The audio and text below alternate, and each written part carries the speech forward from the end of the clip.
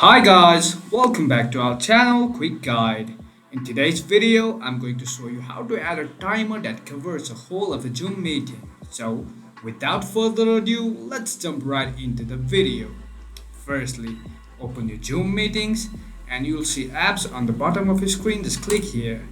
Now, from here, you'll find timer on the top right corner of your screen. Just click here. Now, you can add timer manually according to your wish. So you just click on start, and if you wish to have a 1 hour meeting, then it will automatically stop. That's it for today guys. If you find this video helpful, then don't forget to give a thumbs up. Comments and feedbacks would be appreciated. Subscribe to our channel and don't forget to hit the bell icon so that I can come up with new videos like this. Until then, have a great time and thank you for watching.